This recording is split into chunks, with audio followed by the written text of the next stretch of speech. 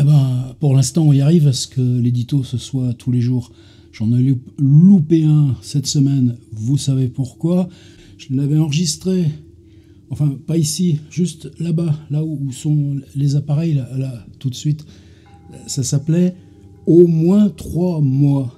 J'expliquais, il y avait le mois des fictions, il y avait le mois de l'édito qui paraît un mois vrai, mais qui a quand même le mois qui est derrière le mois vrai, et que c'est les 3 mois, et pas un mois plus un mois, qui permettaient cette liberté dans le travail. Alors tant pis, j'ouvre mon ordi, là, le vendredi, mon téléphone même. Je regarde, mais qu'est-ce qui se passe? Où elle est la vidéo? C'est-à-dire, on la prépare, on fait, c'est pas du montage, c'est juste du nettoyage, je fais pas de coupe, pas de reprise. Mais ensuite, tu règles quand même un peu les paramètres, tu rattrapes un peu mes éclairages qui sont toujours un peu brancougnoles. Tu mets des fois un petit bout de musique au début, un petit bout de musique à la fin, des fois c'est le même du début que tu remets à la fin, ça fait un peu circulaire. Et puis voilà, tu exportes. Donc le logiciel Final Cut exporte sur le bureau de l'ordinateur la vidéo qui est prête. Alors ensuite, sur ton navigateur, tu vas sur YouTube, mettre en ligne, plomb, tu laisses faire ça, ensuite tu passes, tu recliques les 2-3 trucs, il n'y a pas d'injures, il n'y a pas d'insultes, il n'y a pas des choses néfastes à la jeunesse, etc. Et quand tout est prêt, programmé pour le lendemain, 5 heures. C'est ça que j'avais oublié de faire. Alors tant pis. Alors vous savez que j'ai ce que j'appelle Memory Motel, c'est des petits disques durs avec 3 téraoctets, où là maintenant il y a 1740 vidéos. Toutes mes vidéos depuis 10 ans, en grand format. C'est-à-dire que même maintenant, le prochain, il faudra que je passe à 4 téraoctets. Alors, dans ce Memory Motel, je crois qu'il y a environ 150-160 vidéos qui ne sont pas en ligne. Celle-ci, ce sera rajouté. On y reviendra, ça, sur qu'est-ce que ça change pour une vidéo d'avoir été diffusée ou pas. Quand je pense à tous mes copains de cinéma qui se font des films pour être jamais diffusés, ou un bout de festival ici, un bout de festival là, et au revoir. Ça me pose beaucoup de questions, ce truc-là. Idem en littérature, mais en littérature, on le prend en charge. Bon, édito d'aujourd'hui, j'avais rien au courrier sauf ça. Alors, quand vous regardez ça, vous comprenez tout de suite, un petit bout de scotch transparent pour préciser, que déjà les timbres, quand vous allez à la poste, au guichet, il y a toujours des gens qui demandent « Je voudrais des timbres de collection ». Et ils vous proposent des différents... Par exemple, moi j'ai acheté là un carnet de timbres. Attendez, peut-être je vais arriver à vous le... Oui, ça c'est le carnet de timbres que j'ai acheté à la poste il y a 3 jours. Croyez-le si vous voulez. C'est en l'honneur des masques. Alors évidemment, il y a le message, hein, tu mets bien ton masque pour aller à la poste. C'est ce que je fais. Mais c'est des personnages. Il y a le pompier, il y a le facteur, il y a l'aide-soignante dans l'EHPAD, il y a le chirurgien avec l'IRM, c'est une aide-soignante à l'EHPAD, c'est un chirurgien avec son gros machin de scanner. Ah, il y en a qui ne portent pas le masque. Ah ouais, c'est le maraîcher qui est en train de ramener, vous voyez, des artichauts et des navets.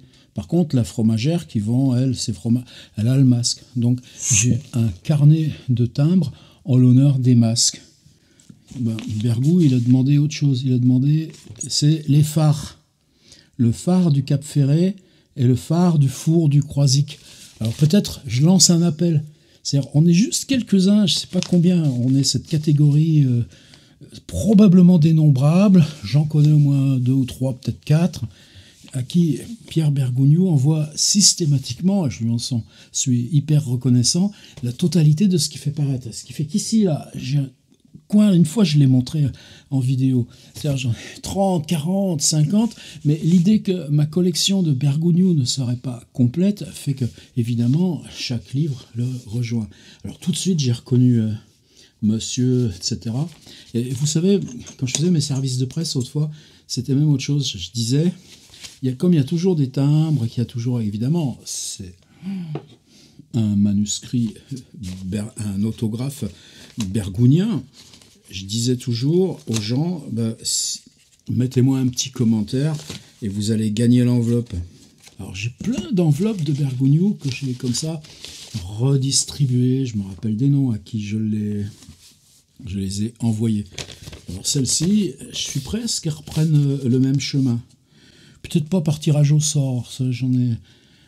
Commandez-moi un bouquin là, dans la semaine. Et je glisserai la petite enveloppe dedans.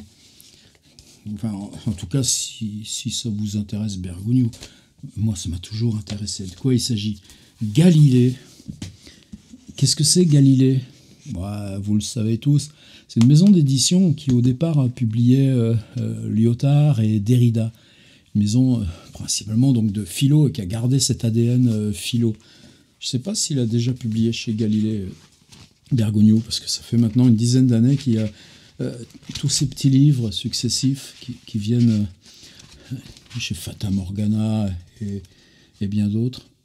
Ouais, il a publié un livre qui s'appelle Lundi.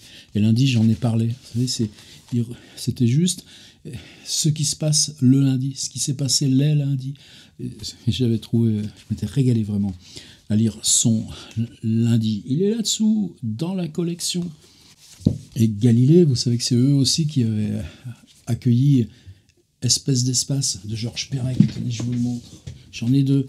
Galilée. Vous voyez, le sigle a changé d'ailleurs. Maintenant, c'est une sorte de petit truc de nautile. Avant, c'était une sorte d'encrier. En tout cas, donc, c'est le Galilée moderne. Mais pour Perec, ça avait été hyper important. Hachette disait, c'est pas un livre, c'est un carnet, c'est des suites d'exercices possibles. C'est pas un livre qui est fini. Un livre sur les méthodes pour écrire, c'est pas un roman. Donc, Espèce d'espace, je pense que même depuis, c'est ça qui, en grande partie, a permis à Galilée de tenir. Ça, j'aime bien. Ça, nous, on ne peut pas faire des rabats en print on demand. Évidemment, c'est classieux. Cet ouvrage a été mis en page par Desk, Saint-Berthevin-les-Laval, et achevé d'imprimer en octobre 2020 pour le compte des éditions Galilée par l'imprimerie Floc à Mayenne. Numéro d'impression 96 872, numéro d'édition 1184, dépôt légal 2020, imprimé en France. Dépôt légal, ça veut dire que tu en envoies à la Bibliothèque nationale qui les stocke. Moi, ça aussi, avec le print on demand, je m'en dispense. C'est du vieux truc. Ils archivent les sites. De toute façon, le livre, la version numérique, elle est incluse dans le site. Donc, ils ont déjà la version numérique et basta. Pour François, ce petit supplément à l'impérialisme, stade suprême du capitalisme, en frère Pierre. Alors ça, c'est un peu mon problème avec Bergou. Il est sur ses rails. Je les aime, ces rails. Puis il y a besoin de ces rails. Son livre sur Cuba, par exemple.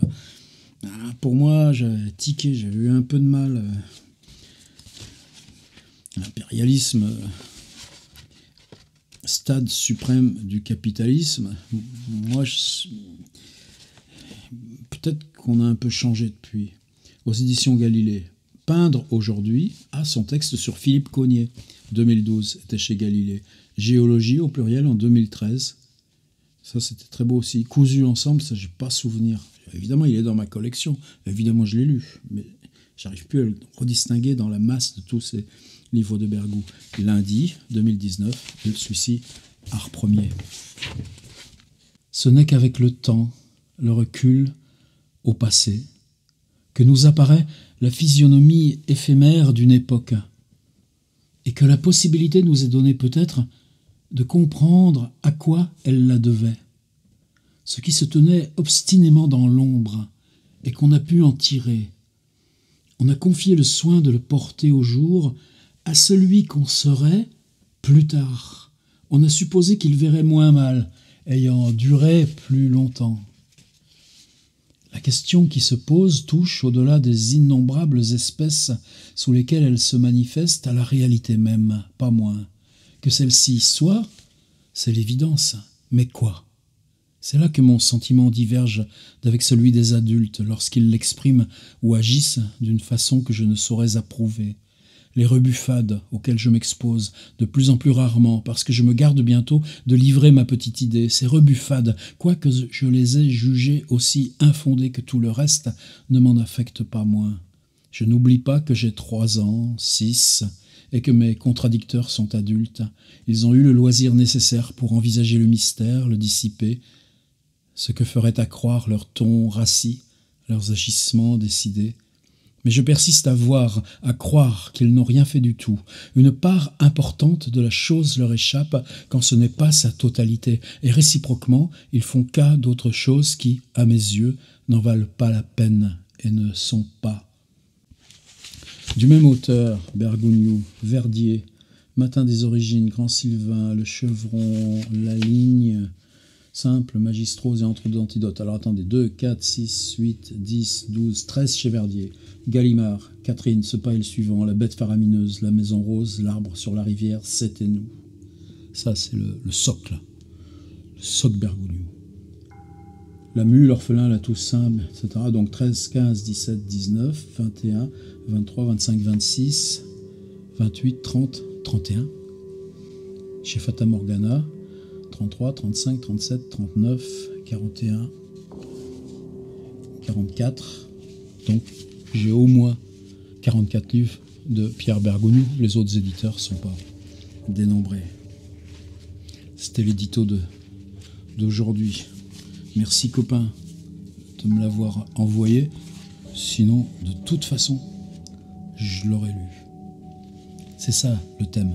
Ce serait manquer à l'équité que de fourrer tous les adultes dans le même sac. Je vais prendre ça comme titre. Fourrer tous les adultes dans le même sac. C'est bien d'écrire là-dessus.